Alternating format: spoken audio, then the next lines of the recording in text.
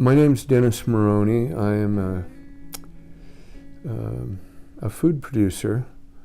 I raise cattle and sheep on a 25,000 acre ranch located in the north end of the Mule Mountains in Cochise County, Arizona, approximately 18 miles from the border with Mexico.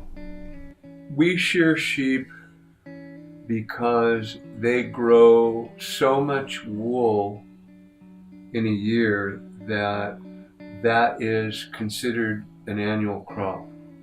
And we shear once a year, usually after the coldest months of winter and before the weather gets really hot.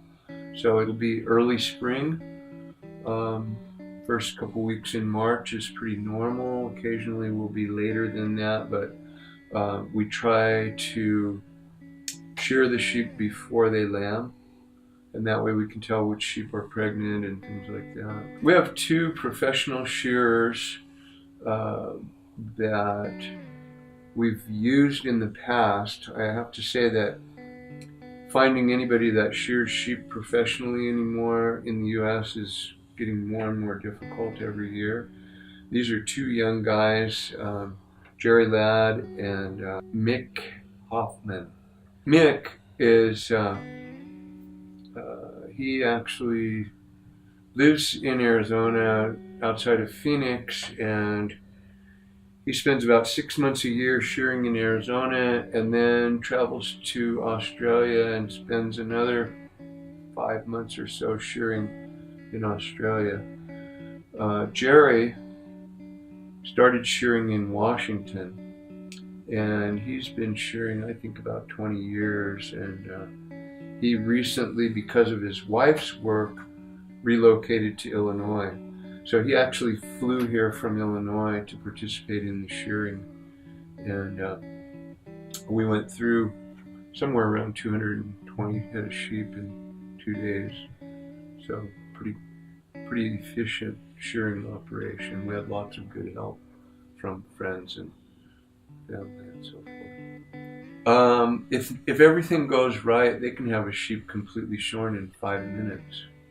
Sometimes they'll have to change blades between sheep because the blades get gummed up with the wool has a type of oil in it called lanolin. It's a pretty heavy-bodied oil, and if there's dust and debris in the wool, it sticks together and the blades get kind of gummed up. So, you know, you could, we didn't really time this, but you probably look at a running average of 10 minutes per sheep all day long. And I mean, and these guys, they don't take breaks, and except for lunch, they just keep going.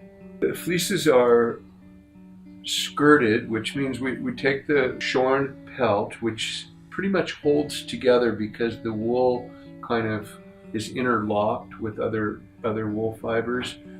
We lay it out on a table with a screen top and go all around the edge and pull off, we call them tags. It's places where there might be manure clumped in the wool, or there might be vegetative matter, stems from weeds and stuff like that, thorns,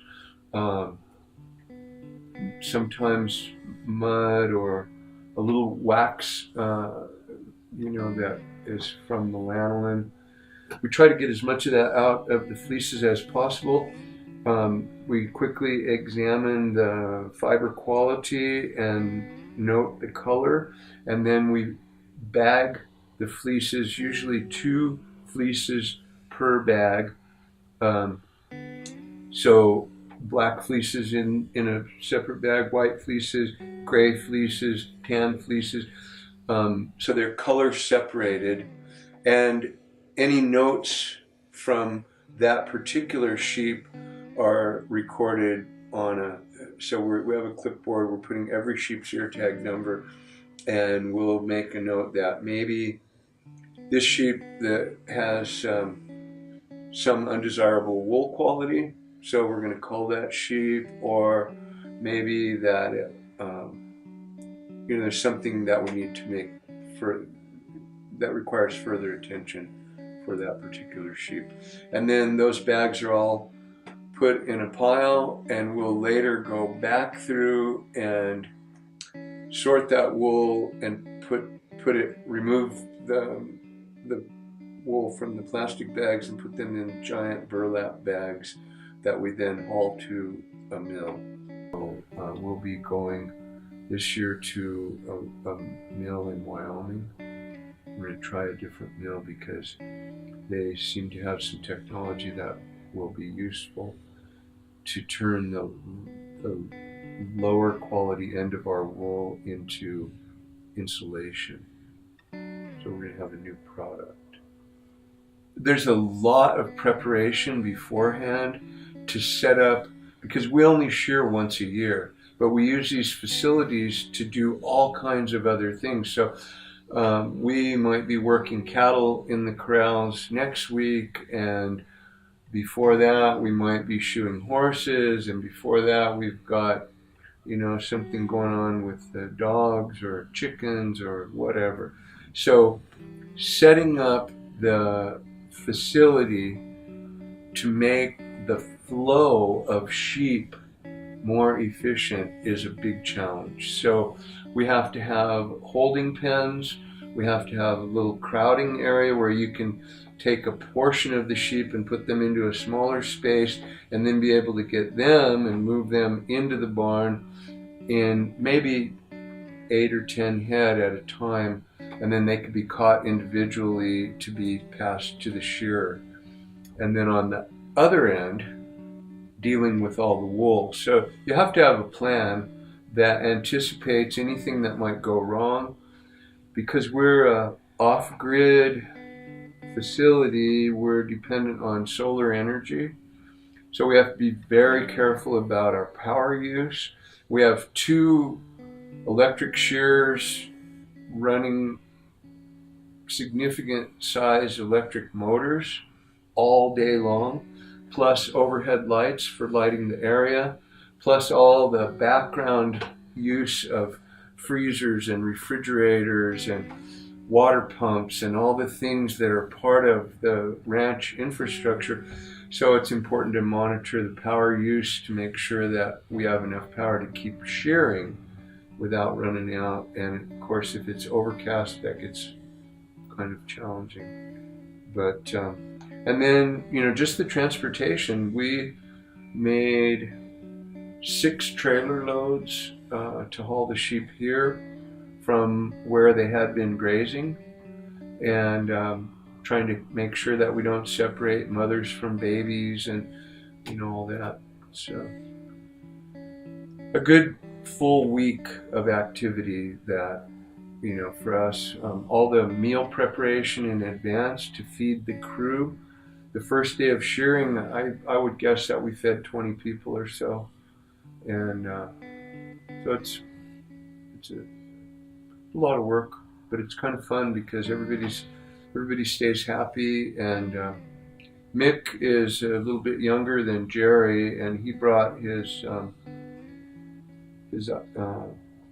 phone loaded with some really upbeat contemporary music, and everybody was kind of dancing around and really. So we're doing our work, but we had the beat to keep us going, and I think it was a very happy couple of days. There's a scale, a sliding scale, in terms of sheep breeds and the amount of wool and the quality of the wool, and certain specific characteristics of the wool. So on one end of the spectrum, there are sheep called hair sheep that produce very little wool, and what wool they do produce, they shed off. So there's no shearing required for those kinds of sheep. On the other hand, with those you get no second product, which is wool. On the other end of the spectrum would be the fine wool breeds. Typically they are all white and super fine wool, and they will shear 12 to 18 pounds of wool. Our sheep are probably producing half that. So they're not large bodied sheep, and they're not abundant wool producers. They're more of a desert sheep. But at the same time, the quality of the wool that they do produce is very unique and very desirable among certain people who work with wool. It's excellent weaving wool. It's, of course, the wool that Navajo people have been making world famous Navajo rugs from for a long, long time. The wool felts very well, so it's very desirable for felted wool products like hats and clogs and booties and bags and things like that. It makes excellent saddle blankets. And, I have wool goods, wool hats and sweaters and so forth made of churro wool that are from all natural wool. We have 5 different colors of wool that come from our sheep. So we have a kind of colorful flock compared to uh, people that raise merino type sheep that are all white.